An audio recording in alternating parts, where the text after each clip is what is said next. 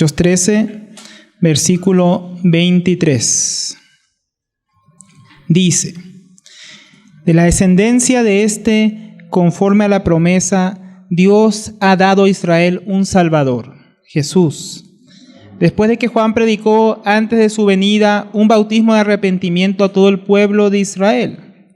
Cuando Juan estaba a punto de terminar su carrera, decía: ¿quién pensáis que soy yo?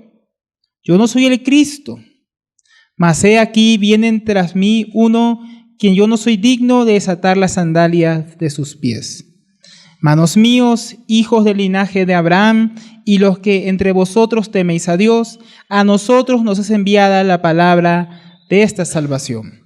Pues los que habitan en Jerusalén y sus gobernantes, sin reconocerle a él, ni las palabras de los profetas que se leen todos los días de reposo, cumplieron estas escrituras condenándole. Y aunque no hallaron causa para darle muerte, pidieron a Pilato que le matara. Y cuando habían cumplido todo lo que estaba escrito acerca de él, le bajaron de la cruz y le pusieron en un sepulcro. Pero Dios le levantó de entre los muertos. Y por muchos días apareció a los que habían subido con él de Galilea a Jerusalén, y los cuales ahora son testigos ante el pueblo. Y nosotros os anunciamos la buena nueva de la promesa hecha a los padres. Dios ha cumplido a nuestros hijos al resucitar a Jesús, como también está escrito en el Salmo 2. Dios mío eres tú, yo te he engendrado hoy. Y en cuanto a que le resucitó entre los muertos, para nunca más volver a ver corrupción, Dios ha hablado de esta manera: os daré las santas y fieles misericordias prometidas a David. Por tanto, dice también en otro salmo: no permitirás que tu santo vea corrupción, porque David, después de haber servido el propósito de Dios en su propia generación, durmió y fue sepultado con sus padres y vio corrupción. Pero aquel a quien Dios resucitó no vio corrupción. Por tanto, hermanos, sabed que por medio de él os es anunciado el perdón de los pecados. Y que de todas las cosas que no pudisteis ser justificados por la ley de Moisés, por medio de él todo aquel que cree es justificado. Tened pues cuidado de que no venga sobre vosotros aquello de que se habla en los profetas: mirad burladores, maravillaos y pereced, porque yo hago una obra en vuestros días, una obra que nunca creeréis, aunque alguno os la describiera. Vamos a orar una vez más al Señor. Gracias, Padre Celestial, por este tiempo, este momento que nos permites concluir, Señor, este mensaje que tú inspiraste, Señor, hace 2000 años. Para que nuestro hermano Pablo predicara el Evangelio en esta sinagoga, en Antioquía, en Pisidia, Señor. Permite que hoy también sea claramente expuesto, Señor, para que tus palabras nos alumbren, nos transformen, nos instruyan, Señor. Abre nuestros oídos, Señor. Cautiva nuestro corazón para que no nos distraigamos y permítenos estar pendiente de lo tuyo. Te lo pedimos en el nombre del Señor Jesús. Amén. Y amén, mis hermanos. Entonces, la vez anterior ya comenzábamos a ver la predicación del apóstol Pablo en la sinagoga de Antioquía de Pisidia.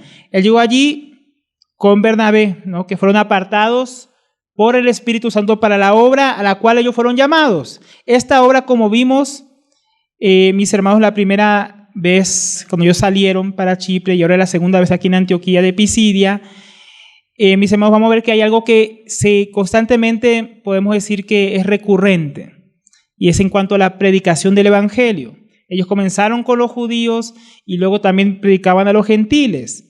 La obra, mis hermanos, por lo tanto podemos decir, porque es algo que vamos a ver continuamente en el libro de Hechos, en cada ciudad que ellos van a llegar, es que el Evangelio de Jesucristo debe ser predicado. Y cuando el Evangelio de Jesucristo es predicado en cada lugar, individuos abrazan el Evangelio, son salvos por el Señor, llegan a ser la iglesia de Dios en ese lugar, la cual los apóstoles consolidaban, ¿no?, instruían, apartaban a los discípulos, y luego ellos avanzaban a otra ciudad y continuaban la obra. Entonces es importante entenderlo, porque en nuestros días, mis hermanos, hay muchos que dicen que están haciendo la obra de Dios y no vemos nada parecido a lo que estamos leyendo en Hechos, ¿no? Muchos dicen que están haciendo misiones, y esas misiones como que no se parecen a las misiones que aparecen en la Biblia. A los apóstoles que Dios instituyó, a los obreros que Él mandó y apartó para su mies. Muchos dicen que son siervos de Dios, obreros de su mies, pero no vemos que prediquen este mensaje que es tan importante, el mensaje del Evangelio. Muchos dicen que están predicando el Evangelio y sin embargo hablan, mis hermanos, de tantas cosas como prosperidad material, autoestima, una vida exitosa, una cuenta llena en el banco, el trabajo y la vida de sus sueños. Pero el Evangelio no trata de esas cosas, mis hermanos. Trata de una persona. El Evangelio es acerca de Jesucristo. Esa persona es Él. Por eso, mis hermanos, el apóstol, él no se va a detener solamente en lo que Dios hizo en el Antiguo Testamento, lo que comenzamos a ver la vez anterior. Él va a continuar avanzando para llegar a donde llega el mensaje de la salvación. El Señor Jesucristo, su obra, su muerte, su resurrección, su ascensión, su regreso. Porque el Evangelio trata de Jesucristo, mis hermanos, y no de otra cosa.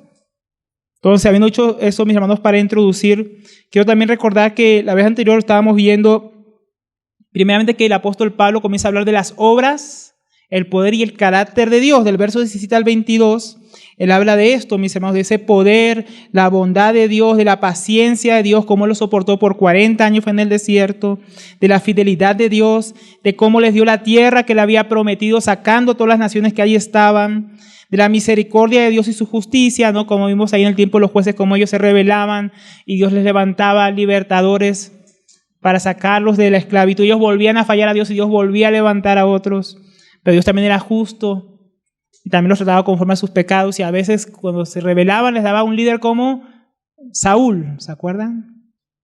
Estuvimos viendo, todo era un pueblo que, aunque Dios los perdonaba vez tras vez, ellos jugaban con la gracia de Dios, no admitían su disciplina y continuaban en rebelión. Y entonces vimos que él levantó a David, ahí en el versículo 22. Después de quitarlo, ¿no? Dios quitó a Saúl, Dios quita y pone reyes, les levantó, ¿no? Dios fue el que levantó, no fueron unas elecciones populares democráticas, ¿no? Dios les levantó a David, del cual Dios también testificó y dijo: he hallado a David, hijo de Isaí, un hombre conforme a mi corazón, que hará toda mi voluntad. Entonces Dios buscó y encontró un hombre, a David, conforme a su corazón, que como veíamos viendo, conforme a su carácter, porque solamente alguien con el carácter como el que Dios quiere, conforme a su persona, va a poder cumplir su voluntad. Veíamos que Saúl no era un hombre conforme al carácter y el corazón de Dios. Y así como vimos toda la obra de Dios en el Antiguo Testamento para ver su carácter y su poder en la primera parte del discurso, entonces cuando Dios encontró un hombre que representaba su obra, su bondad, su carácter, él dijo: he hallado un hombre conforme a mi corazón, que ese sí va a ser toda mi voluntad. Y esto es importante, mis hermanos. Todo esto lo habla el apóstol Pablo y no es porque sí. Es algo que es importante para la predicación del Evangelio, porque es importante, mis hermanos, que cuando predicamos el Evangelio debemos a conocer el carácter de Dios. Al mismo tiempo que el apóstol Pablo hacía un recuento de la historia de Israel, rápidamente para llegar a Cristo, él recalca, como decíamos, el carácter. Y cómo el carácter de Dios está relacionado con el mensaje que va a anunciarles acerca de Jesucristo. Porque las personas no podemos, mis hermanos, comprender a Dios si primeramente no tenemos un claro conocimiento de Dios. Nosotros no podemos comprender el Evangelio, ni va a ser claro el Evangelio para las personas que no tienen una clara visión de quién es Dios. Y ese es un problema que tiene el ser humano. Hay quienes piensan, mis hermanos, imaginan que Dios es puro amor. Es un Dios que es incapaz de mandar gente al lago de fuego. Yo me he encontrado con cristianos así. Dicen: no, Dios jamás haría eso. Y luego no han leído sus Biblias. He encontrado misioneros que me han asegurado que Dios no va a mandar a nadie al lago de fuego. No han leído sus Biblias. Otros imaginan un Dios tan misericordioso que el día del juicio, simplemente si le pides perdón, dice: mira, Dios, yo fallé, lo reconozco. Y piensan que ese día se les va a abrir la puerta del cielo y van a entrar allá, a destruir el reino de Dios, a seguir pecando. Otros imaginan a Dios como Santa Claus, ¿no? Un Papá Noel o genio de la lámpara de Aladino que está para concederle todos sus deseos, todo lo que ellos quieren, y darle su mejor vida ahora, pero tal Dios, mis hermanos, no existe en la Biblia. Otros, tal vez como los musulmanes, tienen un falso Dios como Alá, un Dios vengativo, malvado, que manda a acabar con todos los infieles, sea decapitándolos, explotando para tener tus 70 vírgenes, ¿no? Algunos tienen un Dios así de falso, ¿no? Un Dios cuya ira hay que apaciguar con sacrificios y ofrendas, como los chamanes, ¿no? Que sacrifican sus gallinas, prenden sus velas, fuman su tabaco, escupen ahí su rum, para apaciguar a los espíritus. La imaginación de los hombres, mis hermanos, no tiene límite. Nuestro corazón es un inventor de ídolos. Por eso es muy importante cuando predicamos el Evangelio que esté claro para las personas quién es Dios. Porque los hombres, mis hermanos, distorsionan día tras día la imagen de Dios, haciendo una propia, con la cual ellos puedan sentirse cómodos en sus corazones. Y tú y yo, mis hermanos, qué falsos ídolos. Levantamos nuestro corazón para distorsionar la imagen de Dios, para que tal vez ajuste mejor a nuestro estilo de vida, a nuestra forma superficial de cristianismo, a cómo nosotros queremos vivir. Porque, mis hermanos, los cristianos también pueden distorsionar la imagen de Dios. No solamente aquellos que no conocen a Dios. Uno encuentra mucho cristiano con un Dios o hablando de un Jesús que no es el Dios ni el Jesús de las Escrituras. Es un falso Dios. Tal vez tenemos un ídolo que nos permite vivir en pecado, en unión libre, en promiscuidad. Un Dios que nos consiente nuestra avaricia, nuestra inmoralidad, ¿no? Nuestros pensamientos, nuestra forma de querer vivir para nosotros mismos. Un Dios, mis hermanos, que no nos confronta con su palabra y con su carácter, ¿no? Un Dios como el de las naciones que Dios destruyó, que había echado delante de Israel. Entonces, cuando presentamos el Evangelio, tenemos que explicar a las personas quién es Dios. El Dios que hizo los cielos y la tierra, el Dios de las Escrituras, el Dios único y verdadero. ¿Cuál es su carácter? ¿Cuáles son sus obras? Su poder, y esto conforme a las Escrituras.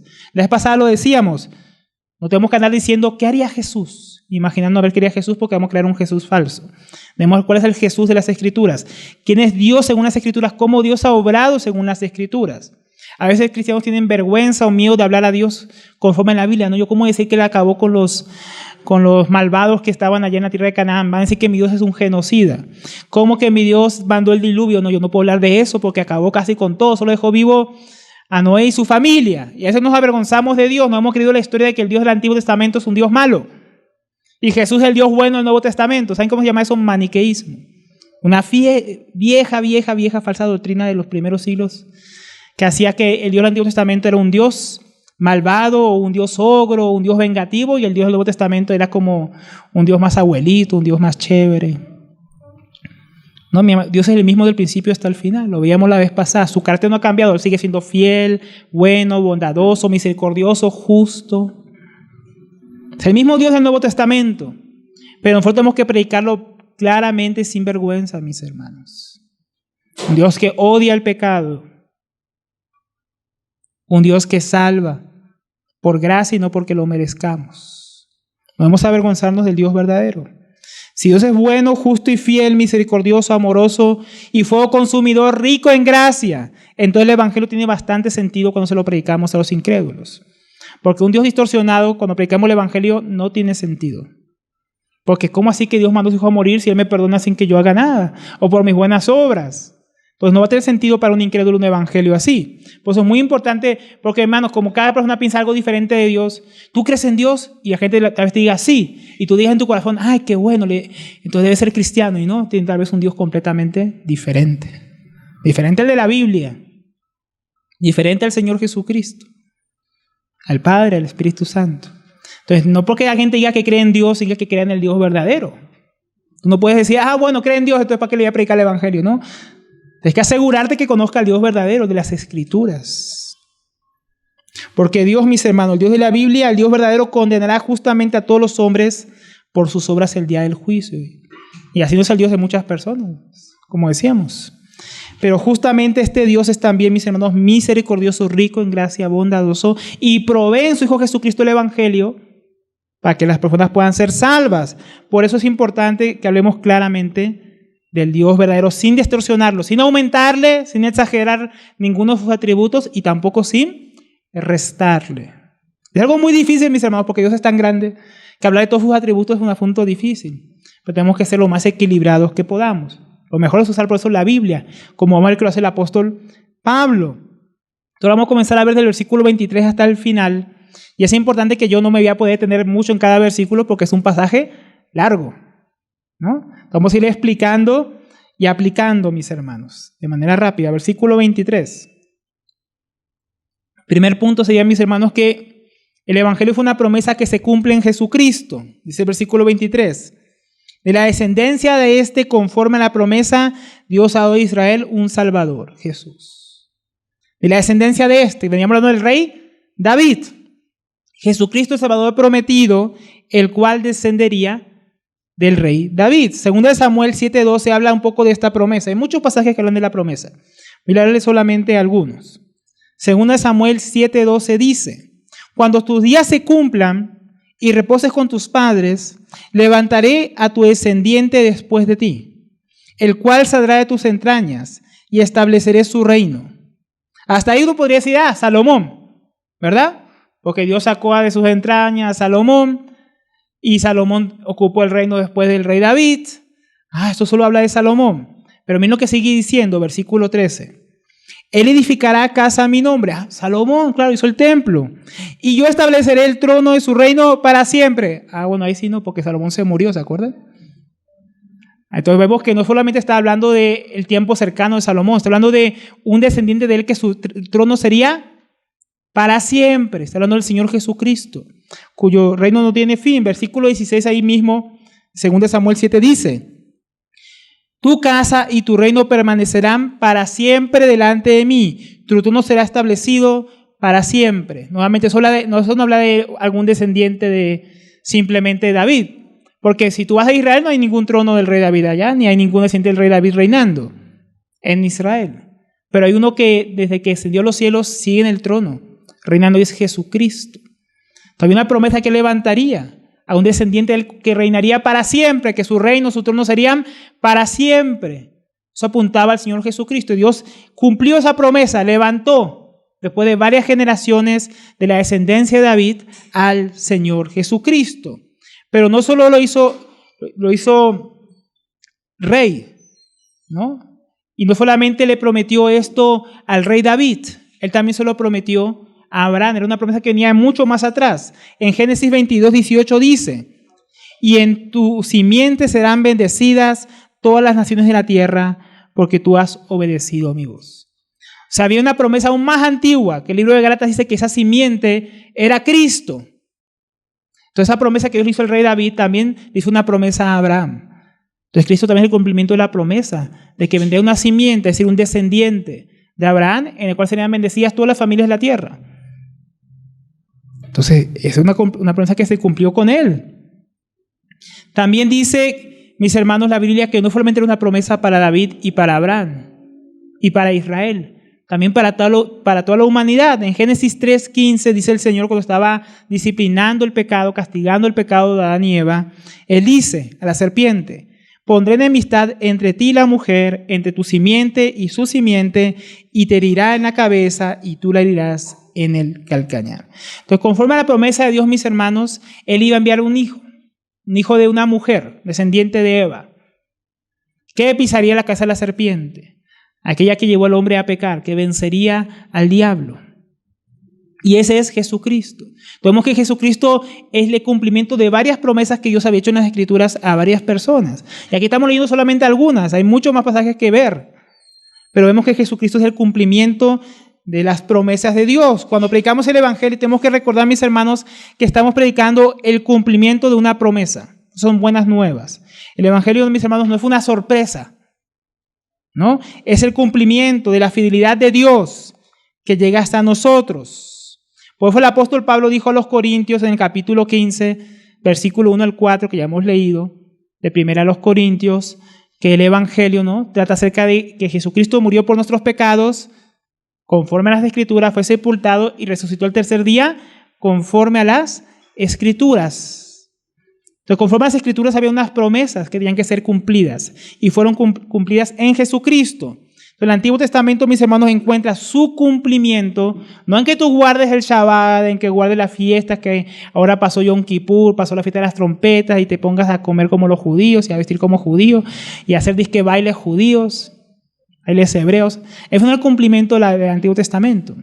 El cumplimiento del Antiguo Testamento es Jesucristo. ¿Qué es un testamento? ¿No? ¿Qué es un testamento? Es una promesa.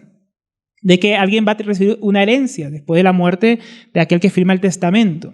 Bueno, el testamento, ¿no?, de todas las promesas de Dios del Antiguo Testamento se cumplió en Jesucristo, en Él. En Él se cumplió todo lo que Dios había dicho. Por eso Él no se va a quedar solamente en el anuncio de las cosas que pasaron. Él va a pasar a dónde apunta todo eso. Todas esas promesas apuntaban a Jesucristo. Por eso Él da un salto ahora de 1000 años prácticamente, desde David hasta aquel que se levantó, Jesús, su descendiente. Y luego va a hablarnos de que también hubo una preparación para cuando Él se iba a presentar. Él vino a este mundo, pero no se presentó de cualquier manera. Dios envió un heraldo, un mensajero delante de Él. Versículo 24, Hechos 13, 24. Después de que Juan predicó, antes de su venida, un bautismo de arrepentimiento a todo el pueblo de Israel. Antes que Jesús se presentara, que Dios lo levantara frente a todo el pueblo, hubo un mensajero, Juan el Bautista. Cuando Juan estaba a punto de terminar su carrera, decía: ¿quién piensan que soy yo? Yo no soy el Cristo, mas he aquí, viene tras de mí uno de quien yo no soy digno de desatar las sandalias de sus pies. Muchos judíos, mis hermanos, habían escuchado acerca del bautismo de Juan, incluso en la diáspora, como estos judíos que vivían en Antioquía de Pisidia. Decíamos que la diáspora se refiere a los judíos que vivían fuera de Israel, esparcidos por el Imperio Romano. Y ellos habían escuchado que había un tal Juan que bautizaba y predicaba el arrepentimiento allá en Israel. Y tenía muchos seguidores. Cuando vemos que el apóstol Pablo llega más adelante a Éfeso, él se encuentra con gente que había escuchado y solamente había recibido el bautismo de Juan. Lo mismo encontramos con Apolos, que viajaba entre las iglesias, que solamente había escuchado del bautismo de Juan. O sea que eso era algo que se había extendido bastante. Pero el mismo Juan tenía claro, como leemos aquí, ¿quién piensan que soy yo? Yo no soy el Cristo. Tenía claro quién era. El mensajero, mandado a allanar los caminos delante del Señor. Pero también sabía que él no era el Cristo. Él era solamente el mensajero. No era el ungido, el Salvador, el esperado, el cumplimiento de la promesa, sino que venía a preparar el camino. Él decía: quien yo no soy digno de desatar las sandalias o las correas de las sandalias de sus pies. Él fue llamado por el Señor el mayor nacido de mujer de los profetas hasta aquella época. Y él dice de sí mismo que ni siquiera era digno de desatar las correas de las sandalias de su Señor. Así de pequeño entendía Juan el Bautista que él era comparado con Jesucristo. Nosotros creemos, mis hermanos, que somos tal vez grandes siervos de Dios. ¡Ay, gran siervo, la gran sierva! Y el Juan, que sí era un tremendo siervo que le preparó el camino al Señor, decía: yo ni siquiera la correa de las sandalias. Ni eso. Ni para eso soy digno, ¿no? Y nosotros decimos que somos los hijos del Rey, ¿no? Los dignos de la bendición de Dios, ¿no? Y ahí cantamos, ¿no? Somos los hijos del Rey, pero eso no es lo que pensaba de sí mismo Juan. Juan no estaba, mis hermanos, pensando tal cosa de sí mismo. Y Jesús tampoco enseñó que nosotros pensemos algo así. Porque tal vez alguno diga: no, es que es el Antiguo Testamento, Alberto, es que Juan, él era pequeño comparado con los hijos del reino. Entonces él no puede, nosotros sí. Solo somos siervos más grandes, que estamos ya en la gracia. Pero miren lo que dice el Señor Jesús ahí en Lucas 17:10. Se los voy a leer rápidamente. Así también vosotros. ¿No? ¿Quiénes son vosotros? Nosotros. No Juan. Nosotros, los cristianos. Está hablando a sus discípulos. Cuando hayáis hecho todo lo que os he ordenado. ¿Usted ya hizo todo lo que Dios ordenó, mi hermano? Yo no. Pero cuando usted alcanza, la vez pasada hablábamos de que cumplir los propósitos de Dios, ¿no? En nuestra generación. Hablábamos al final del mensaje. Si estamos vivos, ya sabemos que todavía no hemos cumplido todo el propósito de Dios en nuestra generación. Por eso seguimos acá. Entonces no hemos cumplido aquí ninguno. Pero cuando por fin terminemos, decid: siervos inútiles, o sea, que no sirven para nada, somos. Hemos hecho solo lo que debía ser hecho. ¿No? Hicimos lo que Dios nos permitió hacer, lo que nos dio la gracia para poder hacer. Ninguno que haga algo en Cristo lo alcanzó a hacer porque tenía la fuerza, la virtud suficiente, la experiencia suficiente, la grandeza suficiente. No. Ninguno. Así como lo íbamos a pensar en nosotros mismos. Juan vino a preparar el camino entendiendo que él, como mensajero, no era el mensaje. Nosotros pensamos que porque el mensaje es glorioso, somos gloriosos nosotros también. El mensaje no trata acerca de nosotros, ¿no? Tenía que preparar el pueblo para recibir al Señor Jesús, el único digno de quien ni siquiera era digno de desatar las correas de su calzado. Como dijo alguna vez el conde Zinzendorf, cuando predicamos el Evangelio, mis hermanos, predica el Evangelio, muere y se ha olvidado. Así pensaba Juan el Bautista. Cuando dijeron, él está bautizando más gente que tú, aunque eran sus discípulos. Él lo están conociendo más que tú. Él dijo, es necesario que yo mengüe y que él crezca. Entonces, predica el Evangelio, muere y se ha olvidado, mi hermano. No como hoy en día, predica el Evangelio, voy a tener a alguien famoso, ¿no? Conocido por todos lados, farándula cristiana, sale en revistas, sale así al último de la moda, como todos los cristianos rockeros que aparecen, punqueros, de todos los tipos de hoy en día. No sé lo que dice la Biblia, que sé famoso para el Señor, para su gloria. ¿Verdad? Eso no lo dice la Escritura, mis hermanos. Porque el Evangelio no trata de nosotros, trata de Cristo. Entonces no busquemos ser las estrellas del Evangelio, porque no lo somos. Ni busquemos, como decíamos, imitar esa farándula cristiana que goza de premios y reconocimientos del mundo. No busquemos esos. Sea amado o sea odiado en esta vida por una razón: Cristo Jesús y su Evangelio. Sea amado o sea odiado solamente por eso. Pero no busques tú o no busque yo el lugar del Señor. Versículo 26. Viene hablando quién era el mensajero que le preparó el camino. Viene hablando el apóstol Juan, cómo fue pasando de todas las promesas hasta que se fue cumpliendo la promesa. Llegó el mensajero a preparar el camino, de que realmente es importante. Y aquí nos vamos a que el evangelio que venía a ser anunciado no era un evangelio para algunos, sino para todos. Versículo 26. Hermanos, hijos del linaje de Abraham. Comienza hablando hermanos, hijos del linaje de Abraham. ¿Por qué? Porque primeramente las promesas ya más claras de que vendría el Mesías era descendiente de David. Y eso era para el reino de Israel, para el pueblo de Israel.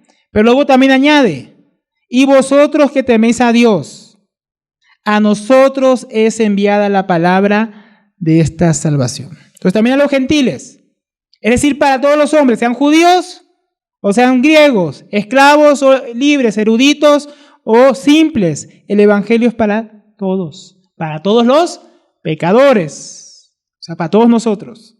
No hay nadie, mis hermanos, lo suficientemente bueno o tan malo que el evangelio no lo pueda alcanzar en Jesucristo. No hay un pozo tan profundo ni abismo tan amplio, mis hermanos, del cual el Señor no nos pueda sacar y rescatarnos, limpiarnos de todo mal, purificarnos, dando salvación a cada hombre que crea en Él por medio de Jesucristo. Entonces esa promesa no era solamente para algunos. Como vimos, también fue hecha a la mujer, fue hecha a Abraham, fue hecha a David, fue hecha para todos los que creen. Y entonces llega el versículo 27, ya hablando de la obra y la pasión del Señor Jesús. Empieza a llegar ya el evangelio, el mensaje de salvación.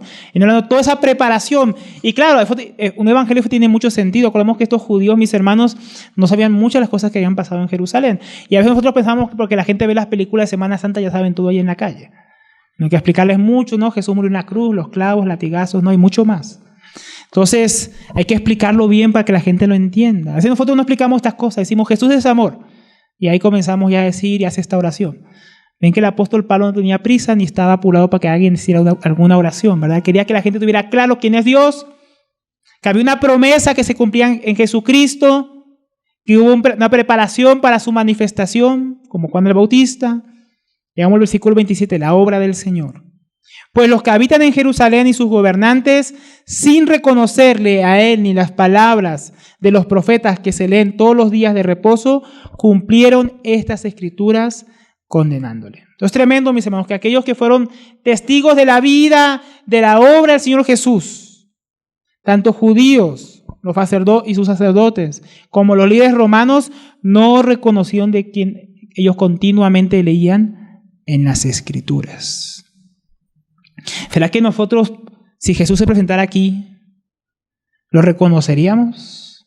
¿O tenemos Jesús bien distorsionado aunque leemos y leemos las escrituras?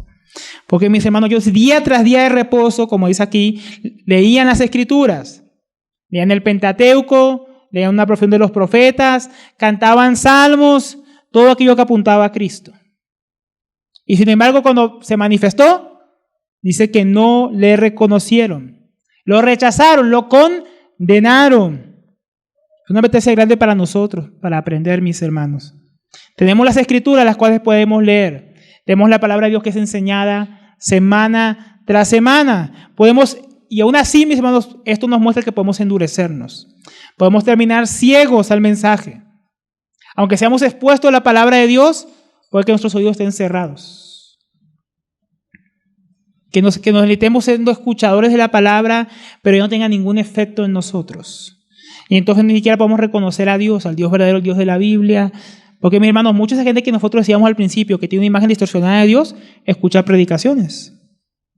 Tienen su Biblia en casa y aún así tienen un Dios distorsionado, un Dios falso, al cual llaman Jesús, pero no es el de la Biblia. Mis hermanos, ¿nosotros reconoceríamos al Señor si se presentara? ¿O nosotros lo volveríamos a crucificar y lo rechazaríamos? Diríamos, falso profeta, tú no puedes, porque mi Dios es un Dios de amor. Y el Señor Jesús, cuando venga ahí con las copas de la ira y no lo reconozcamos, digamos, no sé, ese es el diablo. Dirán muchos. Y al anticristo van a decir, ese es el Cristo. Muchos. ¿Por qué? Porque no reconocerán al Señor. Tenemos que vigilar nuestros corazones constantemente, mis hermanos, para que cuando escuchemos la palabra de Dios no estemos endurecidos, no escuchamos y eso caiga, mis hermanos, en nosotros sin tener ningún fruto en nuestra vida. Cuando predicamos el Evangelio, mis hermanos, hablando no solamente de nosotros, esto es importante, porque va a pasar que personas, mis hermanos, aunque prediquemos claramente el Evangelio, claramente sean expuestas las profecías, las promesas de Dios acerca del Señor Jesucristo y su salvación, aún así van a rechazar la verdad. Y aún así hasta buscarán condenarnos o perseguirnos y hasta callar la palabra de Dios. Eso va a pasar. ¿Por qué? Porque muchos aman más las tinieblas que la luz. Muchos aman más su pecado que la salvación. Muchos se aman más a sí mismos que al Señor. Lo dice Juan 3, 16, no, 19. Ese sí lo conocen pocos. Y dice, este es el juicio, que la luz vino al mundo, ¿no? Dios envió a su Hijo para que el mundo crea en él y no sea condenado. Pero la luz vino al mundo y los hombres amaron más las tinieblas que la luz porque sus acciones eran malas. Entonces, cuando estamos predicando el Evangelio, que Jesús vino, que la promesa se cumplió, algunos hombres aman más las tinieblas que la luz. ¿No? Porque sus obras son malas. Y ¿qué pasa cuando usted prende la luz? Una cocina, bueno, la mía no, espero que la suya tampoco, y hay cucarachas. Salen corriendo despavoridas.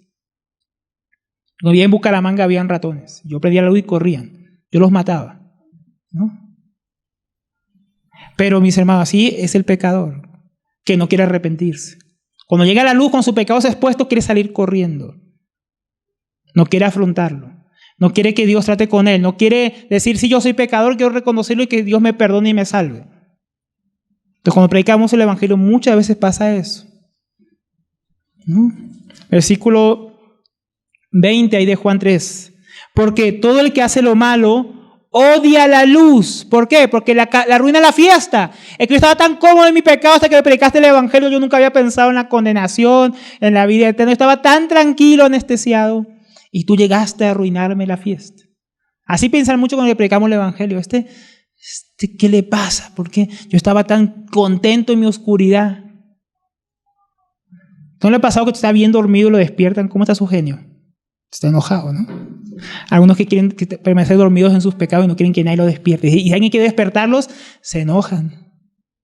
Se enojan. Y quién sabe cómo reaccionan algunos, ¿no? Muchos se van a ofender cuando el mensaje del Evangelio descubra su avaricia, su inmoralidad, su envidia, sus deseos perversos, ¿no? Por si acaso, mis hermanos, tengan en cuenta, estamos hablando de nosotros. Cuando yo digo esta cosa, no piense en otro. El Evangelio nos descubre a nosotros, nuestra condición. Porque el mensaje del Evangelio nos mostró todo esto, mis hermanos, que nosotros somos. Nos mostró nuestra vileza. Pero también nos mostró lo que dice el Señor, ¿no? Para que nosotros vamos a decirle, límpiame si quieres. Y Él nos limpie de toda maldad, de toda transgresión. Pero algunos le van a rechazar. Y va a traer oposición, versículo 28. Y aunque no hallaron causa para darle muerte, pidieron a Pilato que le hiciera matar. Que le hiciera matar.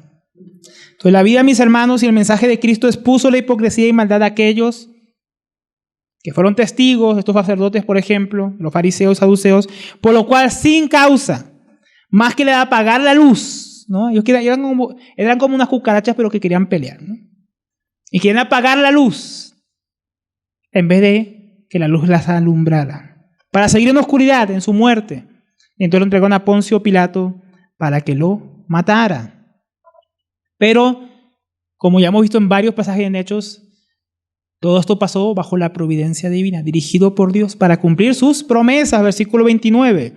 Y cuando había cumplido todo lo que estaba escrito acerca de él, le bajaron de la cruz y le pusieron en un sepulcro. Ellos, mis hermanos, por su maldad y amor a la oscuridad, cumplieron lo que estaba en las Escrituras que decían acerca del Señor, ¿no? Después que todo fue cumplido, lo bajaron, no antes.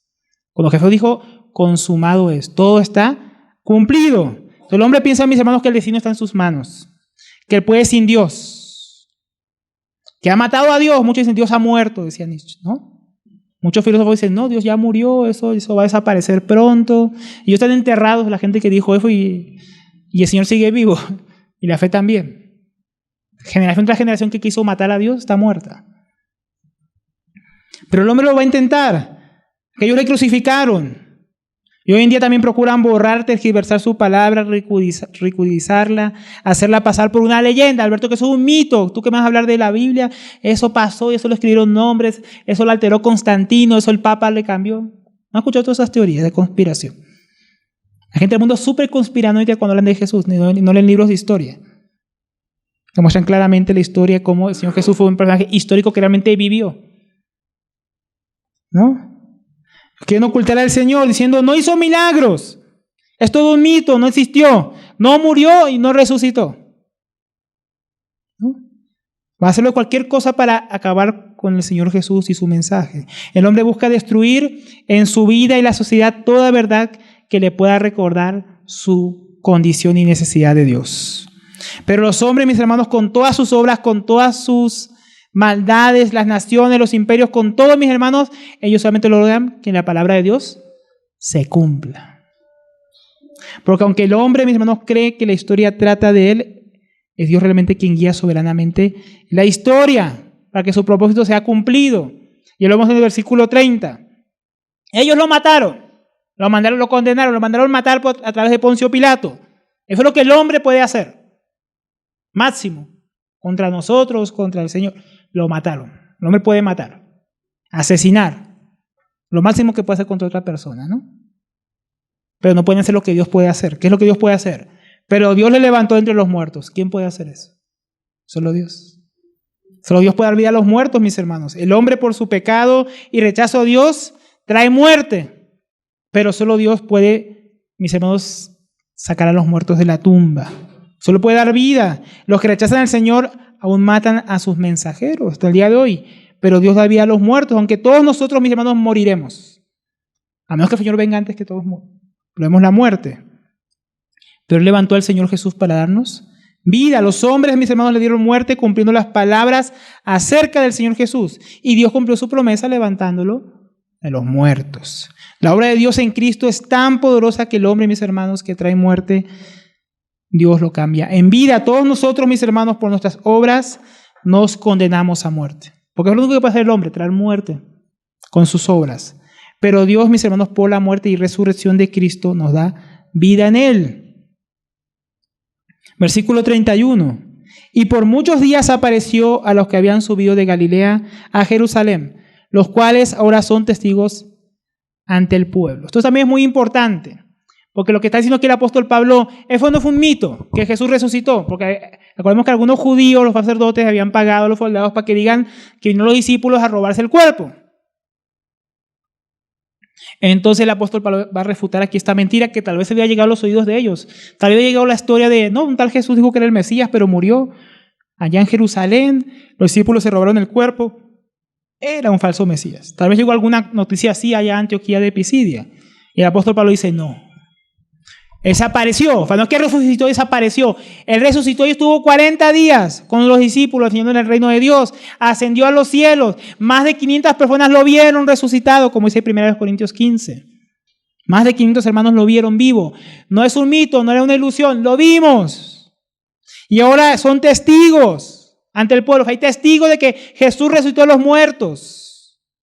Hay una evidencia que ellos no podían negar. Y nosotros, se incluye entre los testigos, ahí con Bernabé, os anunciamos la buena nueva de la promesa hecha a los padres.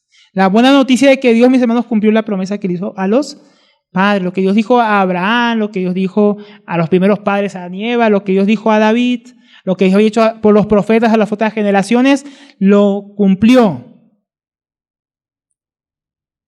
Entonces, mis hermanos, cuando nosotros anunciamos el Evangelio, es una promesa ya cumplida. Dios ha cumplido, levantando a Jesús de los muertos. Y él va a cimentar ahora su testimonio. Porque algunos judíos dirían, bueno, ¿de qué está hablando Pablo? ¿Cómo así que resurrección? ¿De dónde tú sacas que el Mesías iba a resucitar?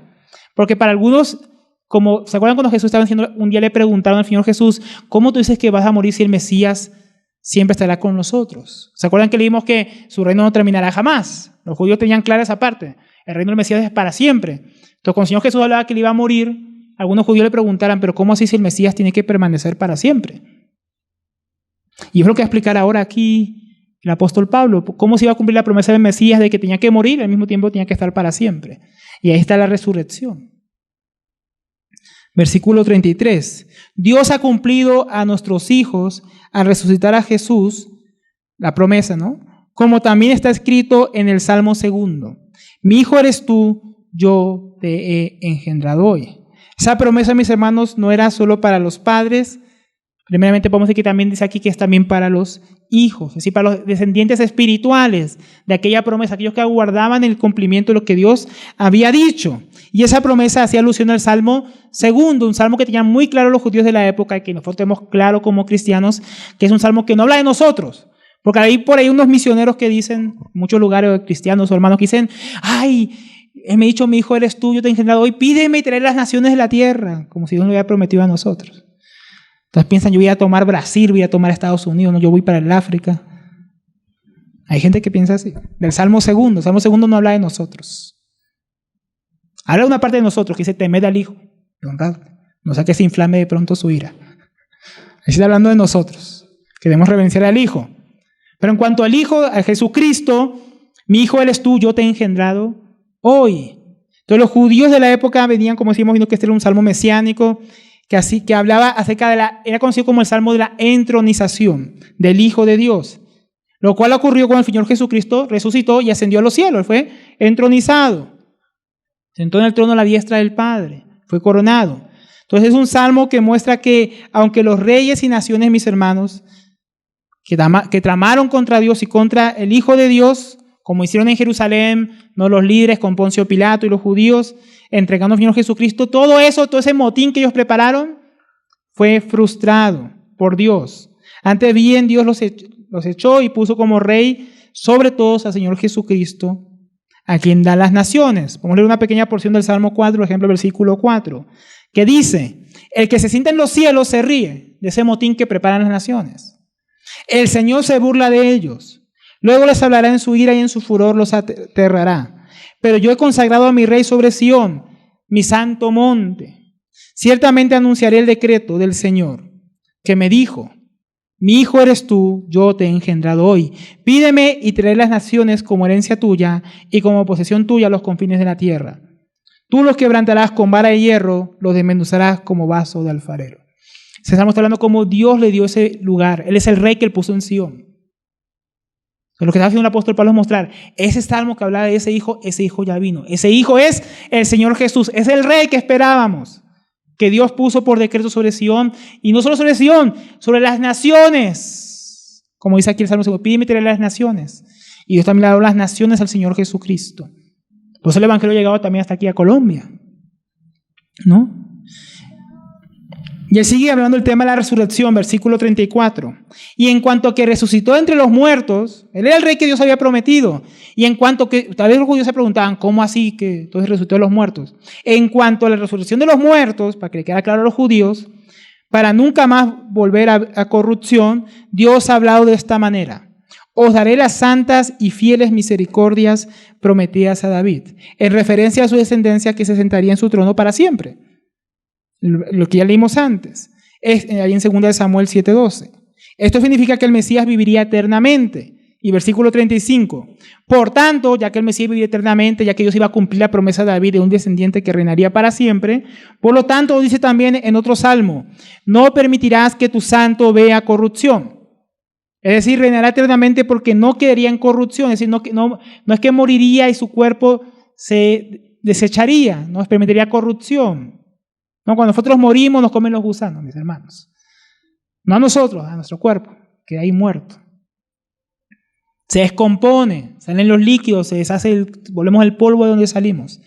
Esta promesa decía que el Mesías no, que el Señor no vería corrupción, su cuerpo no sería dañado por la muerte, es decir, su cuerpo después de la muerte no se corrompería ni se iba a deshacer como el de todos los hombres. ¿Por qué? Porque resucitaría de los muertos, lo cual cumplió el Señor Jesucristo. Ahora alguno podría decir que ese salmo hacía referencia a David, ¿no? Es que Dios dijo a David que no experimentaría corrupción. Pero dice el versículo 36, que estudiamos la vez pasada. Porque David, después de haber servido el propósito de Dios en su propia generación, durmió, es decir, murió. Y fue sepultado con sus padres. Y quedó momificado, ¿no?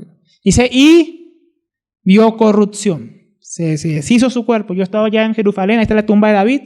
Sigue muerto. Es más, no creo que ya no haya ni polvo dentro de esa tumba. Pero aquel a quien Dios resucitó, ese Jesucristo, no vio corrupción. Entonces no era David, sino el Señor Jesús, de quien hablaba esta escritura. Y todo eso nos sirve para ver, mis hermanos, porque el énfasis que hace aquí el apóstol Pablo, la importancia cuando predicamos el Evangelio de hablar de la resurrección. Muchas veces hacemos mucho énfasis en que Jesús murió. Y eso hay que hacerlo. Jesús murió por nuestros pecados, murió bajo la ira de Dios, murió fuera de la bendición de Dios, en nuestro lugar para que nosotros experimentemos la bendición, cargó sobre nosotros nuestros pecados, cayó la ira sobre él, cayó el castigo de nuestra paz sobre él, porque se hace mucho énfasis en que los clavos, los latigazos, todo eso pasó. La traición, el beso de Judas, todo eso pasó. Pero a veces hablamos de eso y ahí acaba nuestro mensaje. Y resucitó, y haga esta oración. Eso es todo lo que hicimos en la resurrección, y resucitó. Miren cuánto le gasta el apóstol Pablo a la resurrección. La resurrección es muy importante, mis hermanos. Si el Señor Jesús no hubiera muerto y resucitado, no solamente muerto, vana sería nuestra fe. Tendríamos una inseguridad continua de que ¿será que Dios aceptó el sacrificio del Señor Jesús? ¿Será que no era otro hombre más? ¿Será que decía la verdad cuando dijo que era el Hijo de Dios? ¿Será que era el Mesías prometido? Si Jesús no hubiera salido de la tumba, nos carcomería todos los días esa pregunta en la cabeza. ¿Será que todo fue un engaño, una manipulación, un encubrimiento, una gran conspiración? Si solo Jesús hubiera muerto y ya, fue un gran maestro, un gran gurú, un gran personaje, un mártir. Hasta ahí hubiera llegado si Jesús no hubiera resucitado, no habría sacrificio por nuestros pecados. No tendríamos ninguna seguridad de que hay vida eterna, porque si ni el Hijo de Dios resucitó, ¿qué seguridad hay que yo voy a resucitar? ¿No? ¿Qué esperanza tendríamos nosotros? Como dice 1 Corintios 15, 14, que el apóstol Pablo justamente aborda ese tema. Y dice, si Cristo no ha resucitado, vana es entonces nuestra predicación y vana vuestra fe. O sea, creen cualquier cosa que no es cierta, que es vana, que no tiene ningún poder. Aún más, somos hallados testigos falsos de Dios, porque hemos testificado contra Dios que Él resucitó a Cristo, a quien no resucitó, si en verdad los muertos no resucitan. Pues si los muertos no resucitan, ni siquiera Cristo es resucitado. Y si Cristo no ha resucitado, vuestra fe es falsa, todavía están en vuestros pecados. Entonces también los que han dormido en Cristo han perecido. Si hemos esperado en Cristo para esta vida solamente, somos de todos los hombres los más dignos de lástima. Mas ahora Cristo ha resucitado a los muertos, primicias de los que durmieron. Entonces, mi hermano, por eso la resurrección es tan importante. Todo puede ser cierto. la historia del Señor Jesús. Pero si la resurrección fuera falsa, todo es mentira, mis hermanos. Todo es una gran historia muy bonita. Pero por favor, la resurrección es tan importante, es lo que da a la gente esperanza de vida eterna. Nosotros no podemos callar la resurrección. Tenemos que anunciarla claramente, que era una promesa de Dios que se ha cumplido. Versículo 38. Por tanto, hermanos, sabed que por medio de Él, el Señor Jesús, os es anunciado el perdón de los pecados. Es por medio de Cristo, el Señor Jesús, en quien se cumplen las promesas de Dios hechas en las Escrituras, que vino al mundo, hizo la obra de Dios, murió en nuestro lugar, fue sepultado y resucitó al tercer día de entre los muertos, como anunciaban las Escrituras. Es en ese mensaje que nos anuncia, en ese Señor Jesús, que nos anuncia el perdón de los pecados, solo por medio de Él. No hay otro, no hay otra forma, no hay otro camino, no hay otra verdad, otra posibilidad, un punto intermedio. Es por medio de Él. Y alguno dirá, y bueno, y si yo nunca escuché el Evangelio, entonces baila, ¿no? Me pierdo. Hermano, si la forma de ser salvo fuera no escuchar el Evangelio, el mejor favor que podemos hacer a la humanidad es dejar de predicar el Evangelio. Porque todo aquel que nunca lo escuche será salvo. No, mis hermanos, es lo contrario. Todos los seres humanos están bajo condenación por sus pecados, no por no haber escuchado el Evangelio. Y el Evangelio es la oportunidad que tiene el ser humano de alcanzar la salvación. Entonces nadie se va a perder por no haber escuchado el Evangelio. Muchos se van a perder por haberlo escuchado y haberlo rechazado. Y el resto de los hombres que no lo hayan escuchado, que se pierdan, va a ser por haber rechazado el testimonio de Dios en la creación. Así que no se preocupe por eso, mi hermano. Pero tenga algo claro, no hay otra manera. Tus hijos no van a ser salvos si no escuchan y creen en el Evangelio. Por más que sean tus hijos, por más que sean mis hijos. Que nos congreguemos aquí no va a salvar a nadie si no escuchamos y creemos en el Evangelio. No importa dónde nazcas, no importa quién seas, todos los hombres están en la misma necesidad, en la misma condición. Por eso que tenemos que predicar el Evangelio. Porque por medio de Él es que se anuncia el perdón de pecados. No por medio del Antiguo Testamento, no por medio de las fiestas, no por medio de la ley, no por medio de tus buenas obras, no por medio de tu propia justicia, no por medio de siquiera de la iglesia, es por medio de Jesucristo que se anuncia el perdón de pecados. Y nadie más. Versículo 39. Y que todas las cosas, mira, aquí lo va a enfatizar, de que no pudiste ser justificados por la ley de Moisés, por medio de Él, todo el que cree es justificado. Miren que comienza diciendo algo muy importante. La ley no puede justificarnos. No puede justificar a nadie. O sea, la ley no es suficiente que intentes guardar la ley para que tú puedas ser declarado una persona buena o justa. Por toda la gente en la calle que tú le preguntas, ¿eres buena persona? Sí, te mienten. Y si tú piensas eso de ti, también te estás mintiendo. Nadie es salvo porque sea buena persona. No es que yo cumplo la palabra de Dios. La cumple de manera perfecta como el Señor Jesús. Porque Él es justo. Nosotros no, ¿verdad? Entonces ni los sacrificios, ni los rituales judíos en el templo, ni el incienso, ni las buenas obras, ni guardar Shabbat o fiestas judías, nada de eso es capaz de justificarnos delante de Dios. La ley de Dios, mis hermanos, que es buena, es justa, es santa, no puede impartirnos justicia, no puede ser útil para declararnos justos, ni para salvarnos de nuestros pecados. Ella solo puede acusarnos. Es como un espejo en el que tú te ves y ves tu maldad, ves tu necesidad, ves la ruina del hombre, ves la imagen de Dios distorsionada en nosotros. Es lo que nos muestra la ley. Un espejo que te muestra clarito como un muerto si no has conocido a Cristo en tus delitos y pecados. Eso es la ley, mis hermanos. Un espejo que nos muestra nuestras arrugas, nuestra podredumbre, nuestra insuficiencia, nuestros pecados. Pero ella no nos da ninguna solución. Dice, estás feo. No te miras al espejo y tú te ves feo. ¿Qué solución hay? No, ninguna. Entonces, la Biblia nos muestra, mis hermanos, nuestra necesidad de Dios y lo feo que estamos delante de Él. Lo feo de nuestra situación. Pero el espejo no puede arreglar a nadie, mi hermano. Tú tienes que peinarte, ¿verdad? El espejo no puede ayudarte. No te da ninguna solución. Ella apunta al único que puede cumplir sin defecto la ley, a Cristo, para que vayamos a Él. Nadie podrá, mi hermano, delante de Dios decir algún día, Ninguno de los redimidos, mis hermanos. Yo estoy aquí, en el reino de Dios por mi justicia. Es que yo era muy buena gente, yo sí cumplí la ley. No, es que yo sí cumplí la Torá, como dicen los judaizantes. Yo sí viví la ley de Moisés. Yo soy salvo porque era el mejor que los demás. Yo soy salvo porque cumplí toda la ley del Antiguo Testamento. Usted no va a encontrar ninguno en la vida eterna que pueda declarar tal cosa. Y los que lo declaran va a encontrarlos, ¿sabe dónde va a encontrarlos? En el lago de fuego. A la gente que piensa así. Que ellos pueden guardar la ley para que Dios los salve. Los va a encontrar allá. Porque nadie va a ser salvo por sus propias obras. Y de todas las cosas que no pudiste ser justificados por la ley de Moisés, por medio de él, todo aquel que cree es justificado. Es por medio de Cristo. Es por medio de la fe, el que cree. No el que obra, el que cree es justificado. El apóstol Pablo habla un poco más de esto en Romanos 8:18.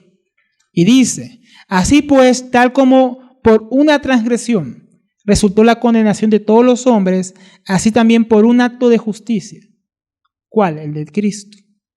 Resultó la justificación de vida para todos los hombres. Porque así como por la desobediencia de un hombre los muchos fueron constituidos pecadores, así también por la obediencia de uno los muchos serán constituidos justos. ¿Y la ley se introdujo para qué? ¿Para que fuera justo? No. Para que abundara la transgresión, para que por el espejo pudiéramos ver lo terrible que es el pecado y cuánto podemos nosotros pecar. Pero donde el pecado abundó, sobreabundó la gracia, para que así como el pecado reinó para muerte, así también la gracia reine por medio de la justicia para la vida eterna, pero no mediante nuestras obras. Dice, mediante Jesucristo nuestro Señor. También dice Romanos 3:20. Porque por las obras de la ley ningún ser humano será justificado delante de él. No, ninguno. Pues por medio de la ley viene el conocimiento del pecado. Pero ahora, aparte. ¿De qué es aparte? Aparte, mi hermano. De la ley. La justicia de Dios ha sido manifestada, atestiguada por la ley y los profetas, como estaba anunciado. Es decir, la justicia de Dios por medio de la fe en Jesucristo, para todos los que creen, porque no hay distinción. ¿Por qué no hay distinción? Por cuanto todos pecaron y no alcanzaron la gloria de Dios, siendo declarados justos, esos justificados, gratuitamente por su gracia, por medio de la redención que es en Cristo Jesús.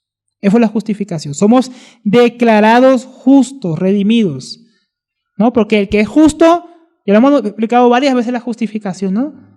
Es que Jesús tomó nuestro lugar y fue tratado como nosotros debíamos ser tratados. Para que ahora nosotros, que por medio de la fe hemos confiado en la obra de Cristo, seamos tratados conforme a la justicia de Él. O sea que la justificación no nos hace justos. Ninguno aquí es justo, ni yo ni tú. La justificación no nos declara inocentes. La justificación dice que somos culpables, pero que Jesús fue tratado conforme a nuestra culpa. Y que Jesús es el justo y nosotros somos tratados conforme a su justicia. Luego también se dice que la justicia imputada no es nuestra. Se nos imputa, se nos trata como si nos fueran nuestras obras, las obras de Jesús. Todo lo bueno que Él hizo está cargado a nuestra cuenta. Y somos tratados, mirados y bendecidos por Dios como si fuéramos Jesús. Como si fuéramos el Hijo de Dios que vive una vida perfecta aquí, en la tierra. Pero no lo somos. Ninguno aquí vive esa vida perfecta, de la cual ahora goza las bendiciones en Cristo. Entonces, que cuando predicamos el Evangelio tiene que ser muy claro, mis hermanos. No estamos diciendo a la gente que si te haces cristiano vas a ser buena persona. Porque estamos diciendo que es un camino de obras otra vez. Donde tú vas a venir, te vas a empezar a congregar y te vas a volver buena gente. No, obviamente hay una santificación, de la cual ya hemos hablado bastante en el epístola de los Tesalonicenses que hace poco terminamos. Pero esa santificación es para los que ya han sido justificados. Y no es que alcanzamos la justicia y entonces Dios nos santifica, no, no es así. Nadie alcanza la justicia de Dios. Cuando predicamos el Evangelio hay que ser claros, que tú debes creer en el Señor Jesucristo para que su justicia te cubra, porque tu pecado cayó sobre Él. Esa es la redención que Dios promete, no otra. Pero esa redención, esa promesa viene también con una advertencia. Miren cómo acaba el apóstol Pablo. Vamos terminando. Miren cuál es la advertencia, hermano. Cuando terminamos de predicar el Evangelio, deberíamos imitar al apóstol Pablo y advertir a la gente. Porque muchos terminan, haz esta oración conmigo, Dios te bendiga, tu nombre está escrito en el libro de la vida, aleluya. Y ahí termina la predicación de muchos del Evangelio. El apóstol Pablo no va a terminar así. Miren cómo va a terminar. Miren, con una advertencia. Tened pues cuidado. Uy, el Evangelio es peligroso, tengan cuidado. De que no venga sobre vosotros aquello de que hablan los profetas. Los profetas hablaron de la salvación en Cristo Jesús. Pero también los profetas hablaron de lo siguiente. Mirad, burladores, maravillaos y pereced, porque yo hago una obra en vuestros días, una obra que nunca creeríais, aunque alguno os las describiera. El apóstol Pablo está advirtiéndoles que no sea que les pase esto que los profetas dijeron. ¿Por qué? Porque algunos, aunque escuchen el Evangelio, aunque se les describa la obra tan tremenda que Dios ha hecho, no quieren creer. Algunos van a rechazar el Evangelio. Después que acabes de predicarles, te vas a ir y en su corazón va a haber rechazo al Evangelio. Sí, tal vez te lo van a decir, tal vez por pena, aquí los latinos son muy penosos. Dice, sí, yo voy y no van a venir nunca a congregarse. Y después vas a buscarlo y nunca ni te van a contestar. Sí pasa muchas veces cuando uno evangeliza en la calle. La gente desaparece, hace un tratado y después nunca más lo volviste a ver y se esconde para que no lo veas. ¿No? Algunos van a rechazar, pero algunos van a rechazar de otra manera más abierta. Otros van a burlar. Ay, ¿cómo tú vas a creer en esas historias si Jesús ni existió? Es que nosotros venimos del mono. Esas sí se las creen que vienen del mono. Que todo salió de la nada, del chiripazo cósmico, pero que hoy se lo filo de la tierra, no, eso es magia. Que las cosas salgan de la nada, pues no, eso sí. ¿No? Entonces la gente capaz que va a creer eso en vez del Evangelio. Se van a burlar con esas locuras que ellos creen. ¿Por qué? Porque no creen.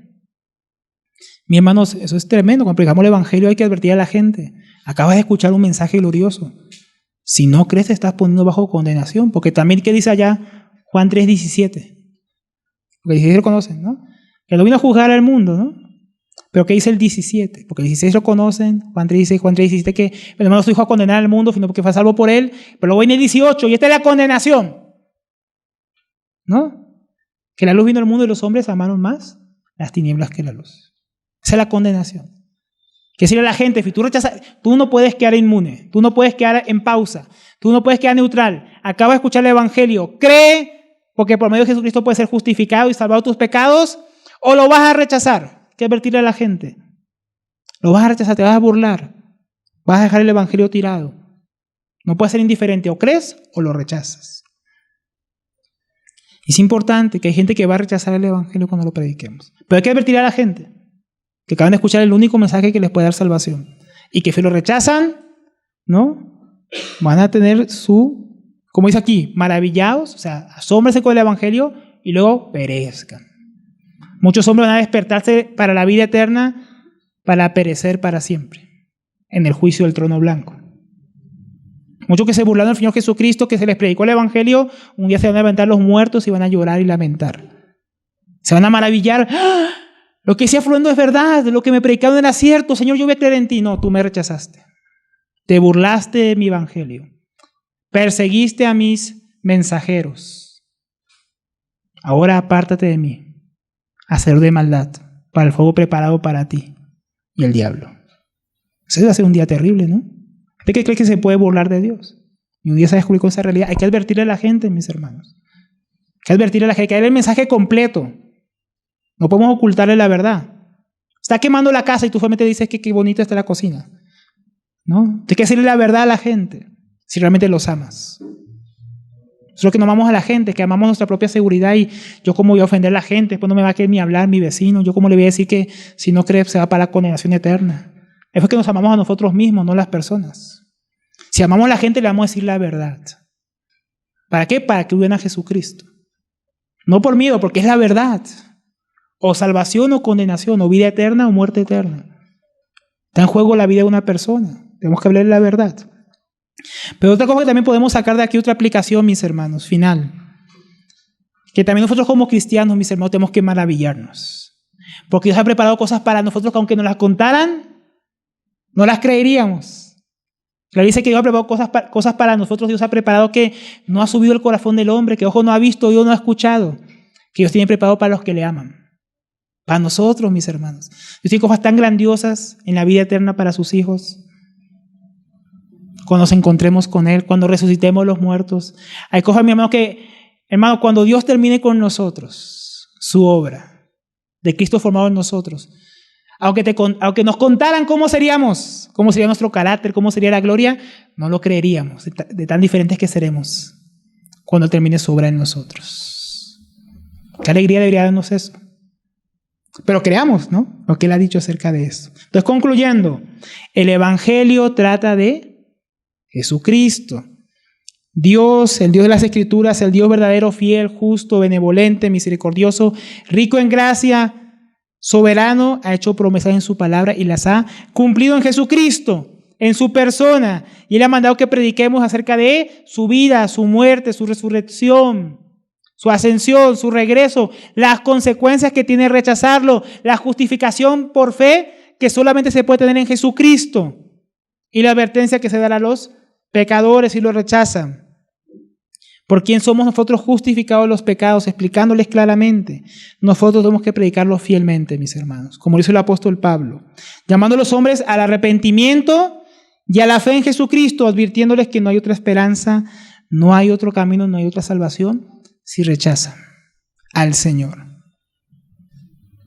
Nos haga el Señor testigos fieles de su evangelio, mis hermanos, como lo fue el apóstol Pablo en esta ocasión.